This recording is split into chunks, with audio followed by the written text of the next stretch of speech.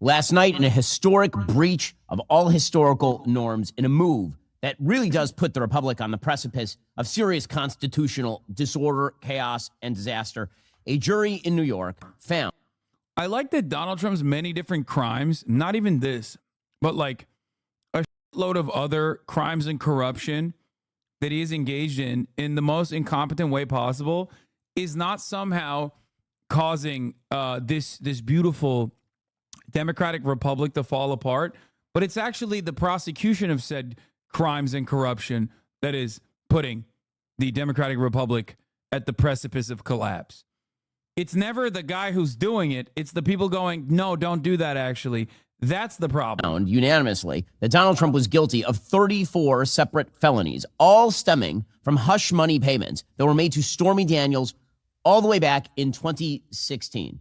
Now, the legal case is an atrocity. It's a ridiculous, ridiculous case. We're going to go through all the details in a moment. It was a political put-up job by Manhattan DA Alvin Bragg, who came into office pledging to get Donald Trump, not pledging to find his criminal behavior that was actually criminal, pledging to get Donald Trump under any circumstances. And that, of course, mirrored the language of Attorney General Letitia James, who was elected to her position in the state of New York on the basis of, quote-unquote, getting Donald Trump. It was a put-up job by the judge, Juan Mershan, who clearly wants Trump behind bars, which is why I believe that he's probably going to sentence him to jail time come July. I do not think. Whoa, that would be so sick. Dude, I don't think that's the case, but that would be so fire. Dude, that would be awesome. That would be, oh my God. Oh my God. That is like, oh my God. I can't tell if he's like doing this because he just wants to like rile people up for clickbait and shit, or if he legitimately believes it. But oh God, if there was any shot, oh my God.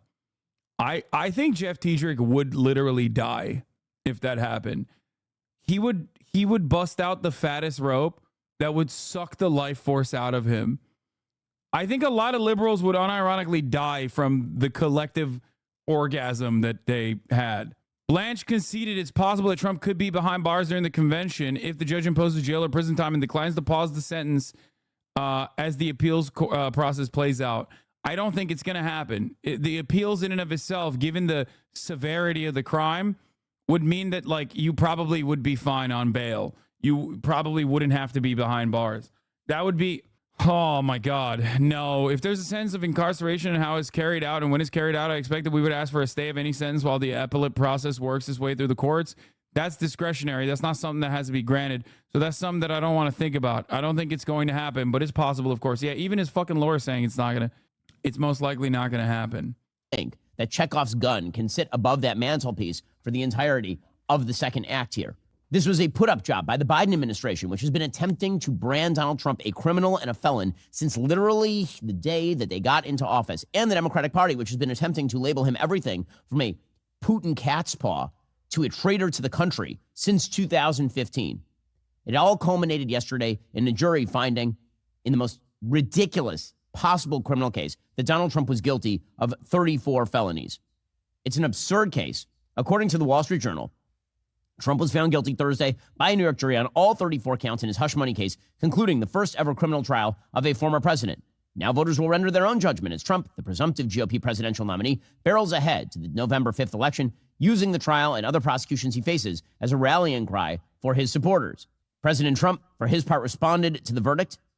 He responded precisely the way that you would think that he would, with absolute sheer outrage, as is appropriate. Here was Donald Trump's statement in the immediate aftermath of the verdict. This was a disgrace. This was a rigged trial by a conflicted judge who was corrupt. It's a rigged trial, a disgrace. They wouldn't give us a venue change. We were at 5% or 6% in this district, in this area. This was a rigged, disgraceful trial. But the real verdict is going to be November 5th by the people. And they know what happened here, and everybody knows what happened here.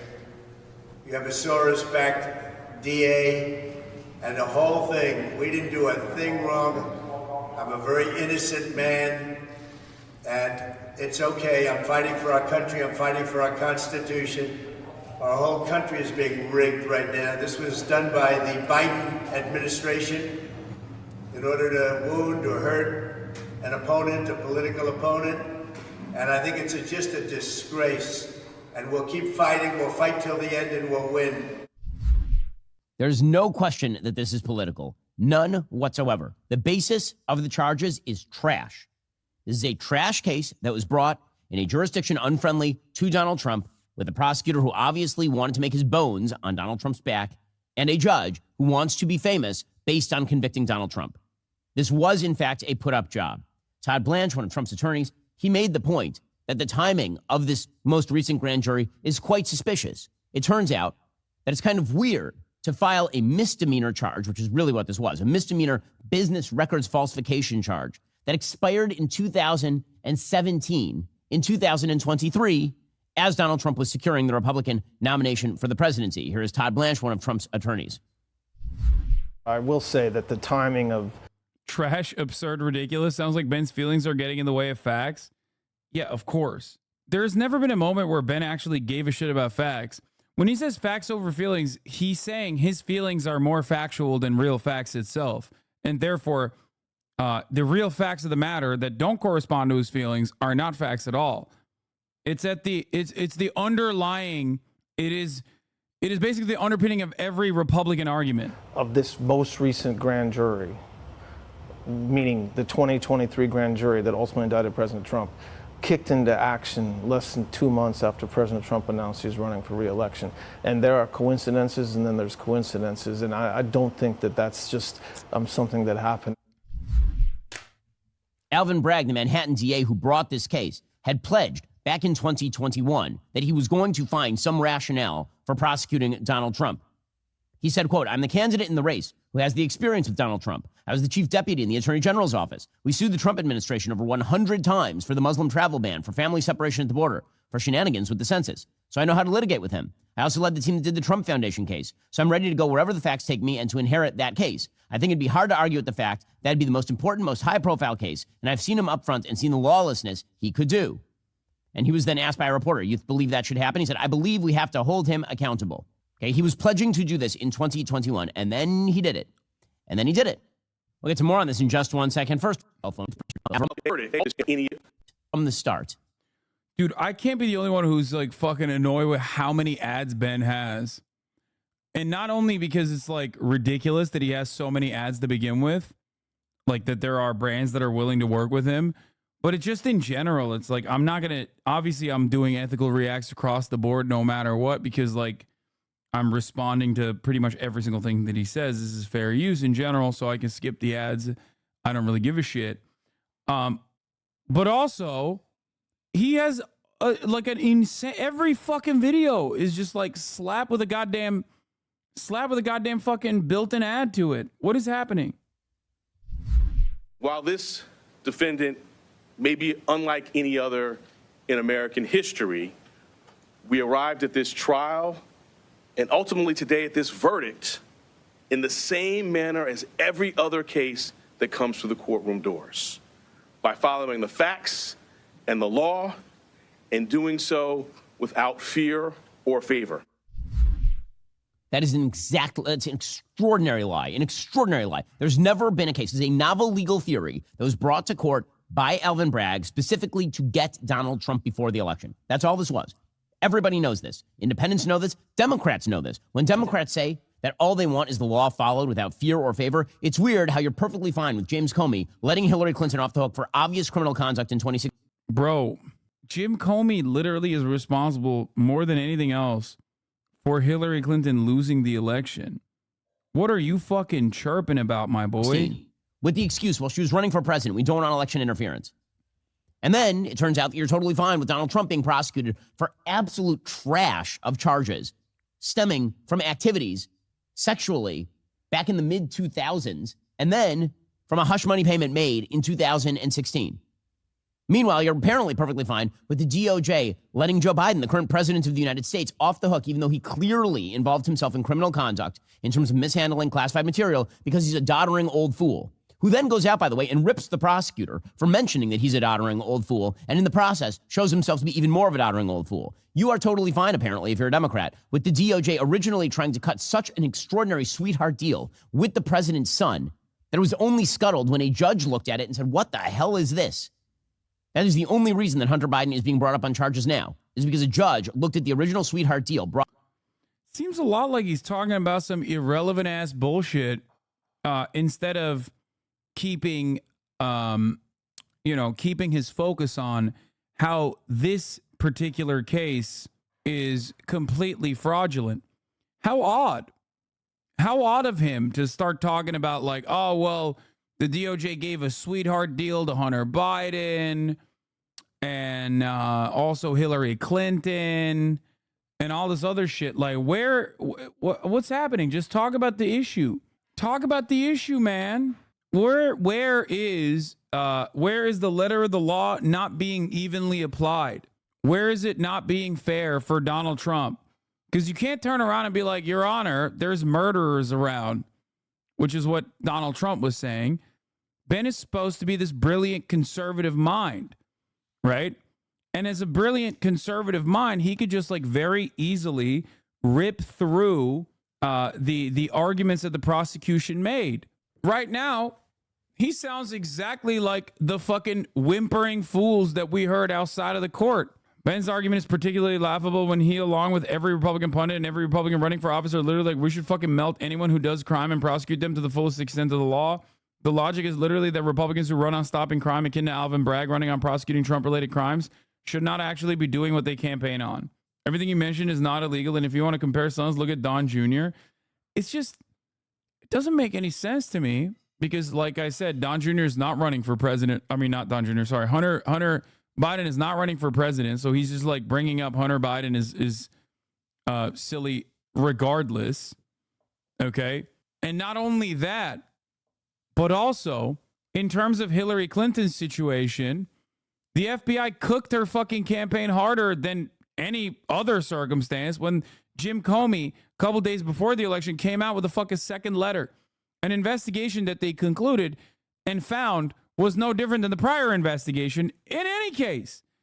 And I say this as someone who despises Hillary Clinton, okay? There's a reason why so many people fucking... there is no reason why so many people love Jim Comey on the liberal side, but it is odd. It is odd that that Ben is not sticking to the actual facts. If they are so easy to diminish, so easy to destroy, you can't just fucking turn around and be like, well, what about all these other instances that are totally irrelevant to the subject matter? Brought by Merrick Garland's DOJ and said this is so obviously corrupt that there's no way I can greenlight this prosecution deal.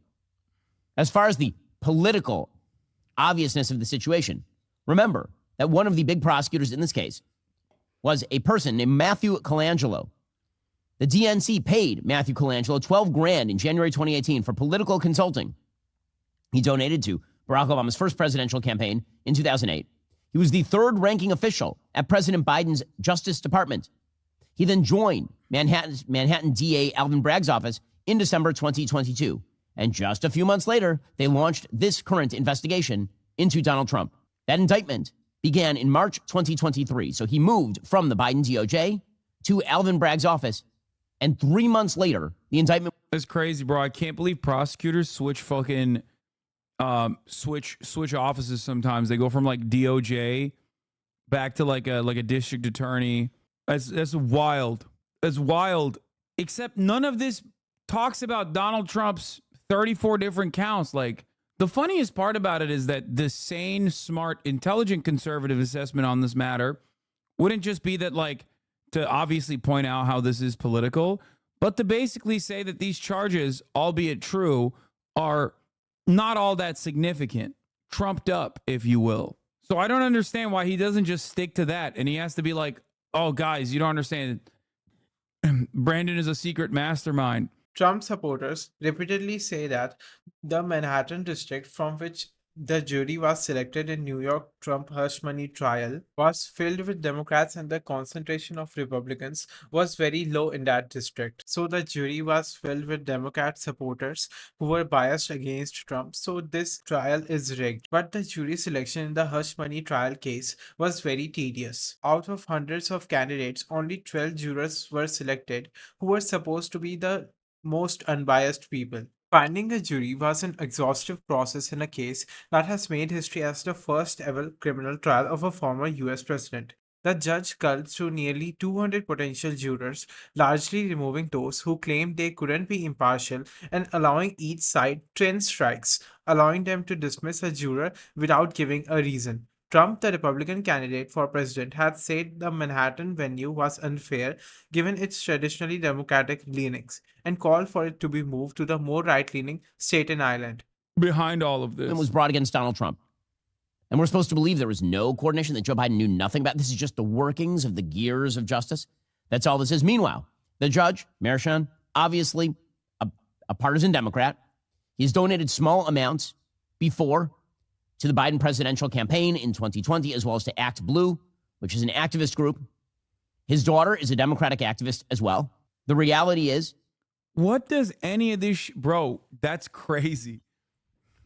He's like, the judge's daughter is a Democratic Party activist. Okay, yeah, I guess he's not capable of being an adequate judge. that she serves as president of Authentic Campaigns, a firm that does digital campaigns. Yeah, the funniest part about this is that, like, there are plenty of fucking Trump-appointed judges, some of which have ruled against Donald Trump. And it's like, even then, it's like, well, these judges are obviously biased. It's like, who's not biased? You just want someone who will say Trump is innocent. That's the only type of judge I want, okay? It could be an Obama judge. It could be a Biden judge. It could be a fucking Donald Trump judge. And it's like, as long as they are literally sitting there and being like, well, I'm going to be honest, like, he is actually, he is actually guilty here, or we're going to continue with this investigation. Then I was like, whoa, obviously they're biased. Yeah, the only difference between what Ben Shapiro is saying here versus the average nutter that you saw outside of the courthouse with the fucking microphone put on their face is that he seems better put together. He puts a professional face to the mania that has been demonstrated by both Donald Trump and all of his fucking supporters and loyalists alike. There is no difference between this and Fox News. He's just less unhinged seeming. He's just nerdier. He puts a nerdier face on the exact same shit that you hear from Fox News. Campaign work like online fundraising, and they work with Democratic political candidates. Not only that, she was apparently the director of digital persuasion for now Vice President Kamala Harris's 2020 presidential campaign, according to CNN. Also, he's making it seem like the judge independently caused this case and manipulated the judges or something. That's not how the court system works. Obviously, this dumb fuck graduated from Harvard Law School, or did he go to UCLA Law and Harvard undergrad? I don't know. I don't care. He went to UCLA and Harvard. He knows that it was fucking 12 jurors. It's not like the judge was like, you're guilty, sir. I've decided it, and that'll be the case. That's not how the American criminal justice system works. He knows that. Why is he not bringing that shit up? So you have a partisan Democrat judge, a partisan hack prosecutor, and a set of charges that are just garbage. The Wall Street Journal has likened this to a turducken of a case. I've heard other people, including my friend Megyn Kelly, refer to it as Russian nesting dolls. To understand the charges in this case, you have to understand that, effectively speaking, it is an onion of charges, and at the center, there is nothing. Judge can overturn the jury, but yeah, did the judge do that? That is all. You actually get to the end of the Russian nesting doll, or the end of the turducken, and it's just a vacuum of space. Let's be real about this. Alvin Bragg brought a misdemeanor charge of falsification of business records that is past the statute of limitations. The only way that he could spin that into a chargeable offense and extend the statute of limitations is to charge it as a felony. The problem is there is no underlying felony. So the underlying felony that he actually ended up charging was a federal felony. State prosecutors do not have jurisdiction to charge federal felonies. Unbelievably enough, the same exact Biden administration that is insisting that states cannot enforce federal law because of federalism have no problem with the Manhattan DA enforcing federal election finance law that has been already investigated, and Trump has not been indicted on anything election-related. They apparently are fine with a state DA, a Manhattan DA, going after Donald Trump on a federal election charge. He has no jurisdiction over these issues, none. Andrew McCarthy, who's been writing about this for, obviously, since the initiation of this mess, he says that payments that were made to Karen McDougal, who is a person that Trump stooped and then paid hush money payments via David Pecker to, or Stormy Daniels, or to a bellman at his building, because there was some sort of false allegation that Donald Trump had fathered a child. Is Ben Shapiro doing that? He did everything right and they convicted him? Yes, that is what he's doing. And yes, the charges weren't federal charges, and Ben knows that already, so it doesn't fucking matter. Ultimately, Alvin Bragg charged Donald Trump with 34 counts of a New York state charge that is enumerated in a state statute. Further, if Trump truly didn't commit the felony charge that Ben is talking about, then the jury of his peers would not have found him guilty. Exactly. He's just mad about the rule of law. He's mad about law and order because right-wingers and many people, like just reactionaries in general, only want law and order against their enemies, against they perceive as like doing wrong. So when someone that he likes, that he's literally personally campaigned for, remember, Ben Shapiro has done campaign fundraising events for Donald Trump this time around. I saw some people in the chat asking, like, wasn't Ben supposed to be a little bit more reasonable? Like he was the reasonable, level-headed conservative that wasn't super pro-Trump? No. This election cycle, Ben Shapiro has done fundraising events for Donald Trump. Okay? So, no, he is not. He's never really impartial. He just reads the room and recognizes that Trump is the future of the Republican Party, whether he likes it or not, and is a loyal servant and a soldier for the Republican Party, and therefore he will literally do fundraising events for him. He's doing what is good for his career. Exactly. Child out of wedlock, which wasn't true, but they made a payoff in legalese, says McCarthy. These payments were legal consideration for entering into non-disclosure agreements. NDAs are common, lawful, a staple of civil law settlements. Alvin Bragg claims that the NDA payments were illegal because they were essentially campaign contributions that exceeded the federal dollar amount limits. There's a problem with this. NDAs, paying somebody for an NDA, which is common practice. It is every. I love Ben trying to fucking make this seem like this is a regular NDA for a staffer. Okay? It is not a regular NDA for a staffer. It is a hush money payment to a porn star that he had sex with that he thought, whether it was correct or not, doesn't matter. He thought if the public knows about this, it might hurt my fucking chances of being elected president. That's it. At that point, it is no longer a regular NDA. Okay?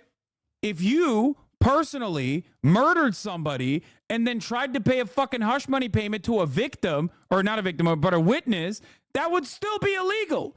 Okay? And if you did it by way of your lawyer, paying a fucking and hit it as a retainer, it would still literally be under this exact same statute a crime. That's it. Now you might say this is fucking stupid. Okay? This is a fucking stupid thing to like care about this much. And to that, I agree. I don't think it's that big of a deal, right? Probably one of the unique part of this case is it's probably one of the only consensual instances where Donald Trump has had sex as far as we know. The NDA was literally written up by the National fucking Enquirer. What's he talking about? The National Enquirer literally brought Daniels and Cohen together to make the NDA. Not a single part of this would be allowed, which is precisely the reason why the 12 jurors actually said that it was guilty beyond a reasonable doubt, that Trump was guilty beyond a reasonable doubt for 34 counts. Oh, this is stupid. I should be able to legally bribe witnesses to my crimes. Every settlement basically ends with an NDA. Every single legal settlement, from employment law to contract law, every single legal settlement ends with an NDA and money being paid, whether it's hush money payments like this one, or again, whether it's in any other context. That doesn't make it an election contribution. Bradley Smith was the former FEC chairman, originally appointed to the FEC by Bill Clinton. He wrote, quote, a businessman candidate's intent to protect his public image before an election by settling a lawsuit or other potential legal claim, paying to have old divorce records sealed, settling up contested debts, none of which he has an obligation to pay before or after becoming a candidate, does not make these payments campaign expenditures. If it did, many more politicians than Trump would be in trouble. If the idea is that anything that affects an election is now a campaign expenditure, that would also have consequences the other way. You could literally label your gym workouts campaign expenditures because obviously how you look has an impact on the campaign trail. The idea that anything that has any impact on the election now becomes an election-related expense is totally nuts and unprecedented in American law. Okay. I don't think it works that way. I don't think it works in the opposite direction. And also beyond that, I do feel like a lot of politicians do play fast and loose with campaign expenditure in general. And you're just saying that the law should be applied evenly, which I'm on board with for the most part. Yeah, like I think that's great. If that's what you want, like, sure. I think it's, maybe I'm crazy, but I think it's fucking ridiculous, like, that you could pay with campaign contributions someone hush money, regardless of what the situation was. It could be a porn star that you had sex with, or it could be any number of different things. Like, I think that that's a ridiculous way to use campaign funds. And if we would have the same level of smoke for others, I would be on board with that. Now, there have been instances where people have been prosecuted under similar situations, like we talked about earlier. The difference was they were able to prove in a court of law that it was actually for other reasons and not not directly for their for potentially harming the election outcomes. Donald Trump, on the other hand, as a consequence of constantly doing crimes in the most open way possible and in the most corrupt and most incompetent way possible, could not do that. The reason why he couldn't do that is because he routinely would say, well, just pay her after the election. Who cares? And then we won't have to pay her at all. But effectively, the judge allowed Bragg to bring these illegal charges. Not only that, the judge then... Yeah, that part is actually, like, the role reversal shit is usually a stupid argument. And in this case, it's like, it's not, we don't even need to do it. But it is pretty funny to think about, like, Joe Biden paying a porn star hush money and how Ben Shapiro would react if he was criminally convicted by a jury of his peers for paying a porn star hush money by way of his lawyer, who went to jail, by the way. Like, can you imagine that world where Ben Shapiro would be like, dude, what do you mean? Kill him. Like, execute him immediately. What are we talking about? Let's not just throw the book at him. Let's throw the book at him so hard that he dies.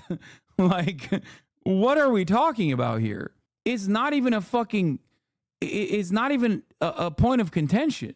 Stacked the trial by effectively allowing Alvin Bragg to argue that Trump had already been convicted of some violation of election law, even though he hadn't.